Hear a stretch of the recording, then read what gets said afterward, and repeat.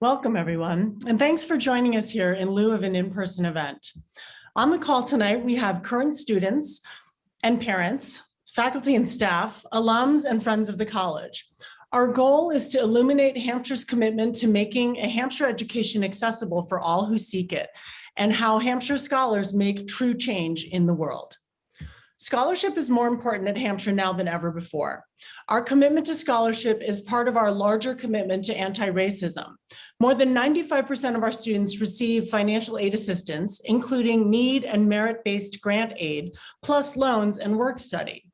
We believe a Hampshire education cannot be fully experienced without a diverse and varied student body. This is why we invest in making a Hampshire education possible to anyone who seeks it through direct scholarship and grants. I'd now like to introduce President Ed Wingenbach. Ed joined us after serving as acting president of Ripon College in Wisconsin, where he was vice president and dean of faculty and a professor of politics and government since 2015. Previously, he served for 15 years in administrative and faculty leadership roles at the University of Redlands in California. At the University of Redlands, Ed aligned his teaching with the Johnston Center for Integrative Studies, which practices a similar model to Hampshire's of guiding students to direct their own learning. Both institutions belong to the Consortium for Innovative Environments in Learning, a working group promoting best practices around education reform and individualized student-driven experiential learning. Having worked alongside Ed in my role as trustee, I've watched him approach this critical moment at the college with the right balance of optimism, pragmatism, and experience. I am inspired by his leadership, bringing us together not just as members of the Hampshire community, but representing Hampshire to the global community as brave and caring changemakers. Ed? Thanks, Elle, and thanks to everyone for joining us tonight. I wish we were here in person. Having dinner together and having remarks over dessert, but hopefully you're having dessert in your own homes.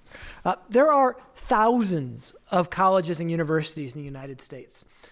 Only one is entirely unconstrained by the assumptions of the past. Only one has as its goal to invent the future of the liberal arts.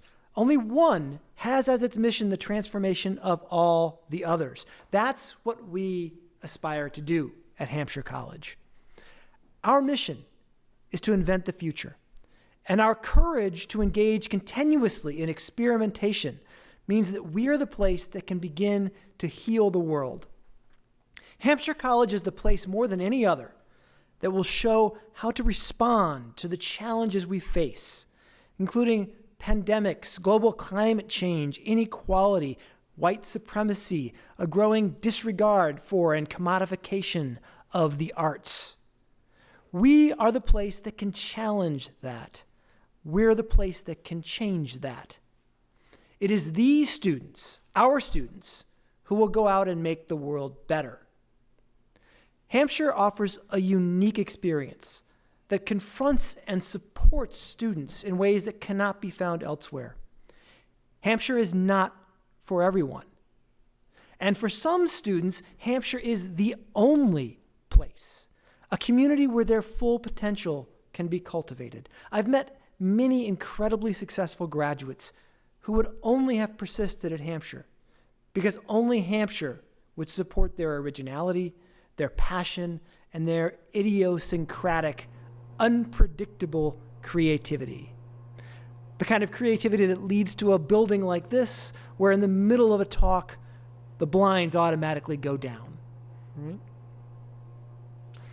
We have to make it possible for every student who needs Hampshire to attend Hampshire, because the world needs our graduates. And that's why we are dedicated to making a Hampshire education accessible to all who seek it. Our commitment to generous financial aid does more than make us accessible, because our distinct model appeals to students from a broad range of backgrounds. It attracts a diverse range of applicants. With sufficient scholarship, that diverse pool of applicants leads to a diverse student body. And while diversity certainly has some implications for the richness of our education, it is primarily a commitment to and a movement towards social justice that justifies why we want to make Hampshire College a diverse place. Diversity is part of a Hampshire education. We not only invite, but enable students from diverse places, experiences, and backgrounds to come together in our unique academic program, regardless of their resources. That's only possible because of the generosity of donors like you. But we also know that Hampshire should do better in approaching our ideals, both in working to create an anti-racist institution and in attracting students who better represent the diversity of our society. And with your help, we will continue to pursue that goal. So I thank you for your support. Now, I am excited to introduce Arlo Zwicker. Currently in their first year at Hampshire, Arlo is already fully embracing Hampshire's hands-on and student-centered approach to higher education. I can often see him out of my window working in the community garden, and have worked with him a little bit. And outside the Kern Center here is the orchard that he's doing some work on as well. So I hope that you will enjoy hearing about their ambitious multi-year and multi-layered projects, including Hampshire's first bio-charcoal kiln, and what inspired them to choose Hampshire. Arlo's story shows just how important Hampshire's commitment to scholarship is. My name is Arlo Zwicker, they, them pronouns. I'm an 18-year-old white Ashkenazi Jew and a full human. I was born and raised in various parts of upstate New York on Mohawk and Mohican territory. I hold many identities which carry both privilege and oppression. My identities conflict, intersect, and interact in beautifully unique ways which lead to my being in the world. I'm a regenerative designer. I study, design, and create ecological, social, and economic systems. I focus on using small-scale regenerative agriculture as a tool for social change. The systems I co-create, along with nature, both human and non-human, are directly influenced by the ways that natural systems are designed and function. This ecological design creates more just, sustainable, and resilient systems of connection and production. Most of the learning in this field comes from indigenous ways of knowing and interaction with the world. For my teachers and theirs, I'm grateful. My two Hampshire projects at the moment are small-scale biochar production and a layered polyculture orchard at the Kern Center. These projects are both forms of carbon-negative agricultural practices that help restore our planet and fight climate change while growing food.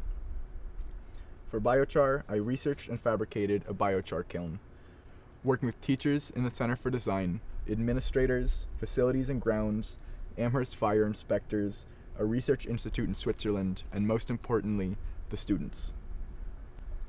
Right now, I have a network of student workers who make biochar with me.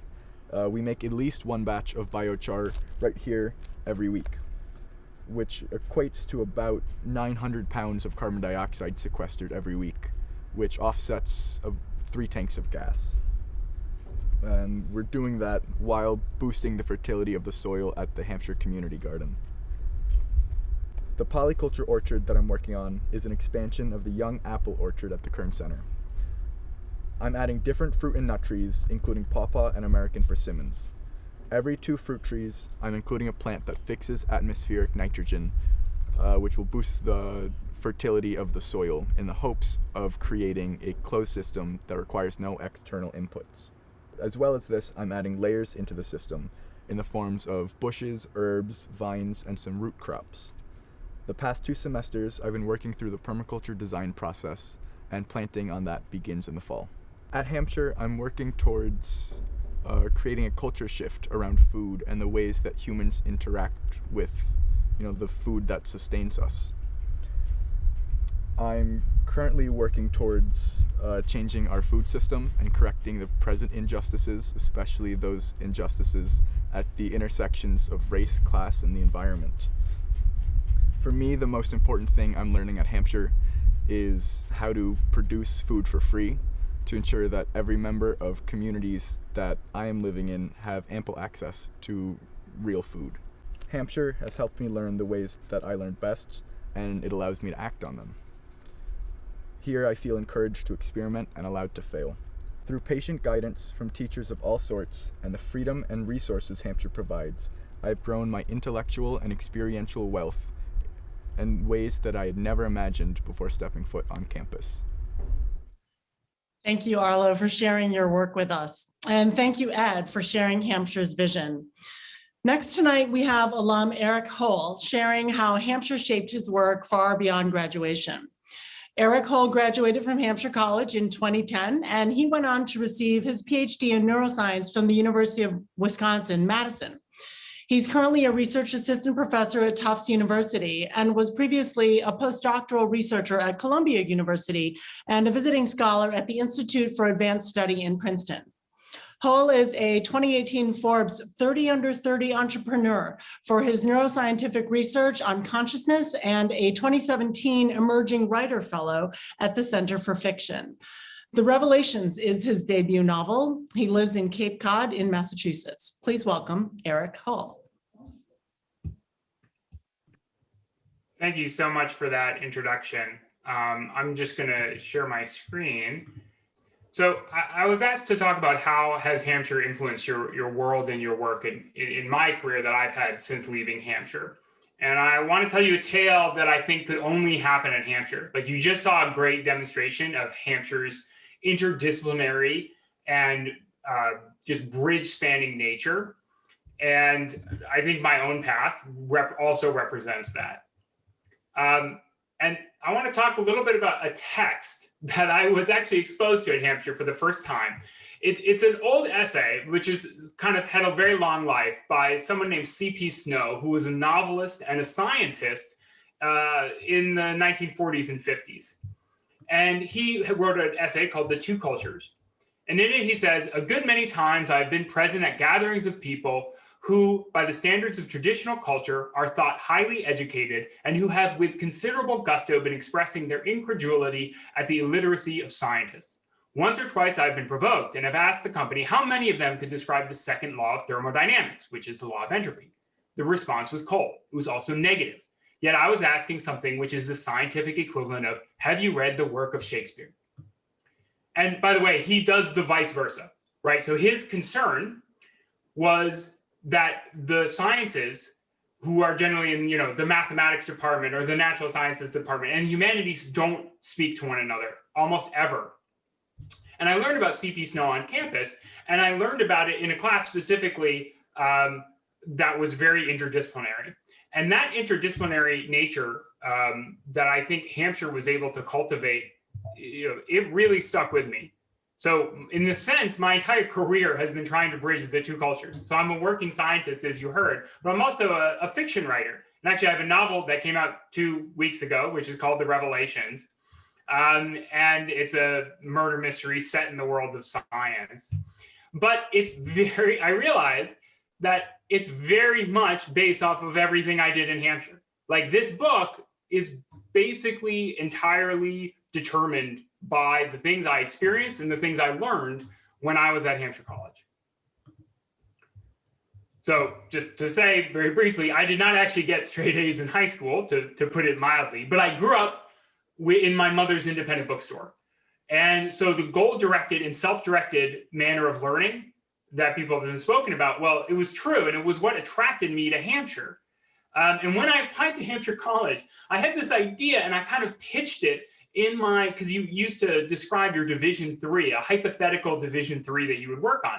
And I pitched a murder mystery set in the world of science. I actually went back and checked and read it, and it's basically a description of the Revelations. And I made this claim that I would be able to work on it while I was there. And my Hampshire experience, by the way, I promise this won't be a bunch of very old photos, but I have a big kick going back and seeing what I had. I was an EMT as well, which is such an awesome and hands-on, speaking of hands-on, the most hands-on intense experience you can get is for it to be Hampshire Halloween, a massive party, and for you to be on duty as an EMT. I believe this year I dressed up as a goth EMT while I was on duty. At Hampshire, I was exposed to, first of all, just anyone taking anything I did seriously. So my first fiction publication ever was in something called the 5 College Literary Review, which I think some Hampshire people helped put together. And I managed to get a short story in there. And I think that that's still on my CV somewhere. And while I was at Hampshire, I had this idea for this really interdisciplinary boundary crossing thing, like a novel, but set in the world of science. And Hampshire, the professors there recommended I apply to this summer research, NSF funded summer research opportunity in New York University. And here's me on the left in New York, about to go deal with a rhesus macaque monkey and do some primate research. And here's a picture of the Center for Neuroscience at New York University where I was. Well, this is actually literally the setting for my novel. I mean, it's quite literally the Center for Neuroscience is named, and the characters are in there working. And this was something that several Hampshire professors really suggested I apply for and get the experience of what it is like to work in a science lab. And from there, I moved on to do neuroimaging studying consciousness. So for example, I was lab manager of the EEG lab, which is a brain imaging lab that they run at Hampshire. It's totally student run. Like somehow they let us do this. Here's me putting a cap on my friend so I can measure his brain waves for my Division 3. And that work, you know, as they said, that work has really stayed with me. I would never have been able to have the sort of career success that I had. And I'm aware this sounds all like bragging now, but I have been told that that's okay for the purpose of this explicit presentation. I do not think that I would have had the career success that I had if I hadn't been given hands-on, really detailed, really high-level scientific research when I was an undergraduate and in charge of scientific research, like in charge of coming up with the new hypothesis and testing it. And that's something that only happens in Hampshire. You do not do your own projects when you're an undergraduate in most places in the world. A funny thing, all my interests were found, all my current scientific interests also can be completely traced back to Hampshire.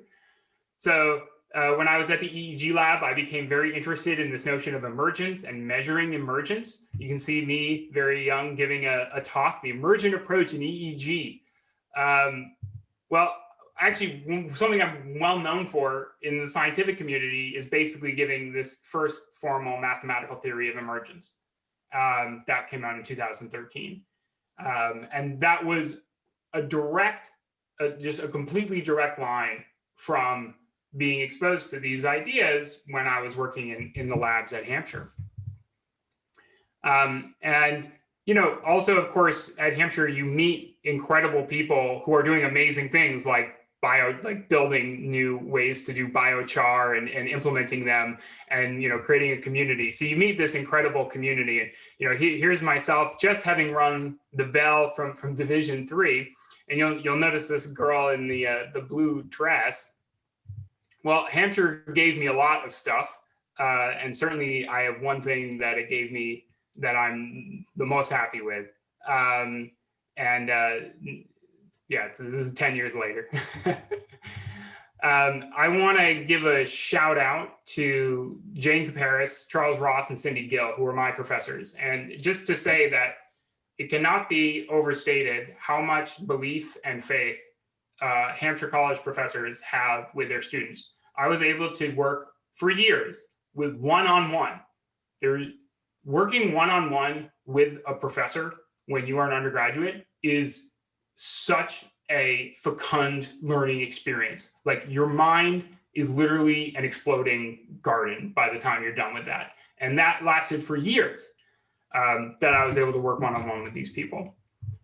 So if you want to know more about me and kind of what I'm currently up to, you can feel free to go check out my website or just type me into Google and you'll be able to come up with this. But I just wanted to tell this story about how the Revelations was essentially, you know, my original idea for Division 3, and that you know, I certainly wouldn't. There would be almost nothing about my life that would be the same if I had gone to someplace else. I'll stop sharing then, and say thank you very, very much for listening and for looking at old photos of me.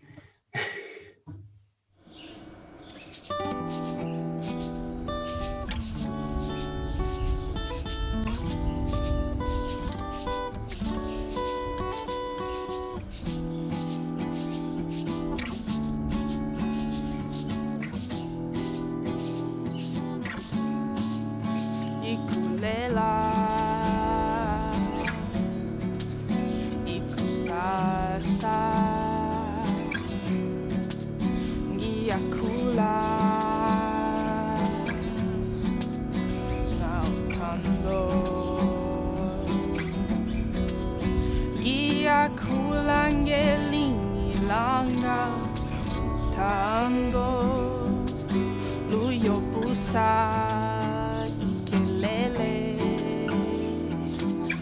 ulam plala wetu.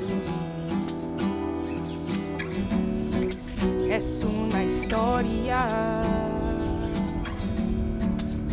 de mañana. Es una historia de amor. Es una historia que amor reinera vuestro mundo. Es una historia de mi corazón.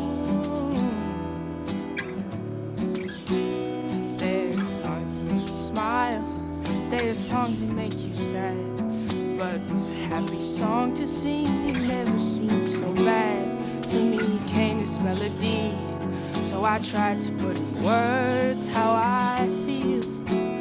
Tomorrow will be for you. I am singing of tomorrow. I am singing of love. I am singing someday love will reign throughout this world of ours. I am singing of love from the heart. I am singing someday love will reign throughout this world of ours. I am singing of love from the heart. Let's start singing of love from the heart.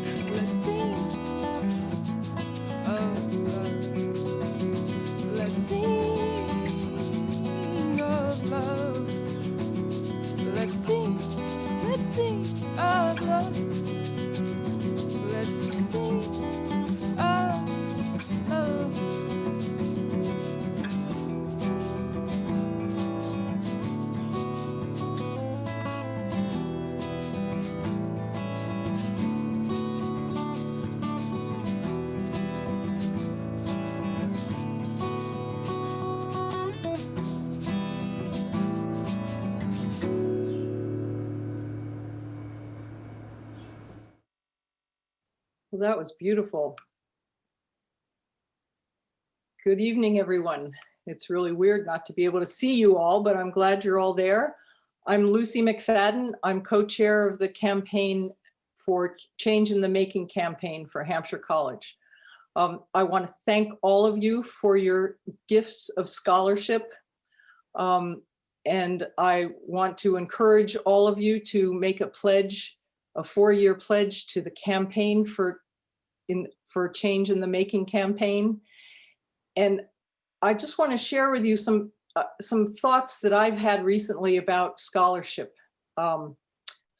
funds. And I think it's sort of obvious to us, but in the past couple of days, I've really been thinking about it, that the gift that you give to scholarship and to the Change in the Making campaign is a gift that gives to students forever.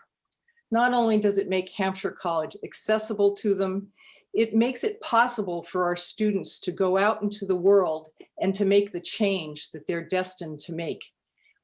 They go out into the world with less debt, they can make a difference sooner, and they can make a difference in our world forever. So I want to thank you and encourage you when we reach out to you to make a gift to the Change in the Making campaign, that it is the same as making a gift to scholarship. And at this point, the two are merged. And I really appreciate you all for being here tonight. And I regret that I can't speak with you in person and interact with you personally. But I think we've all seen tonight some of the benefit of the funds, the money that we give to Hampshire and to scholarship and the students at the college. So thank you. And I'd like to now turn this over to our Chief Advancement Officer, Jen Chrisler, for some final closing words. Thank you, Lucy, for inspiring us, for motivating us, for calling us to action, and for being just the generally amazing human that you are, and being one of the co-chairs of our campaign. I really want to thank everybody who participated tonight: Elle, Ed, Arlo, Erik, our student performers. You made this night so inspiring, and you remind us why Hampshire is such a special place and why we do what we do every single day. I was walking up to campus, or I drove up to the RW Kern Center, and as I was walking from the parking lot over here, I heard the Div-Free bell ringing. And I thought there couldn't be a more fitting moment for me to hear that sound and to know that one of our students had finished their committee meeting, had passed out of their Div 3, and had that moment to celebrate on campus with their community.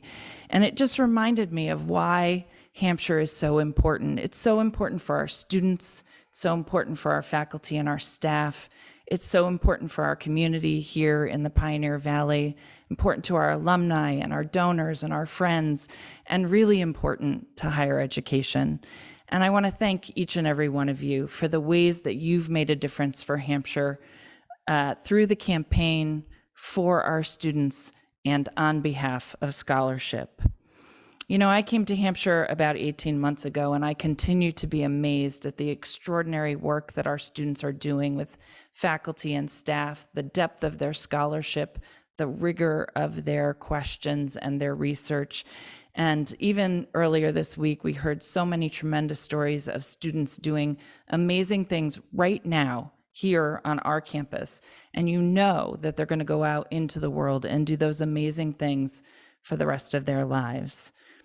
There's so much momentum here on campus, and with our campaign, we've raised just over $25 million towards our $60 million goal. That is almost 42% of the way there, and we have 4 more years to raise the remaining $35 million. This year alone, we've had nearly $11 million in gifts and commitments to Hampshire College on behalf of the campaign. It's an extraordinary feat, and it's one fueled by the passion of all of you here tonight and the many, many people who love and care for Hampshire all across the globe. So I hope that you will all keep Hampshire high on your philanthropic list. I hope that you'll use the inspiration from tonight to tell your own Hampshire story, to make a commitment to the campaign, to get a new student to think about attending Hampshire, to tell your neighbor that yes, we're here, we're vibrant, and we're charging forward for the next 50 years.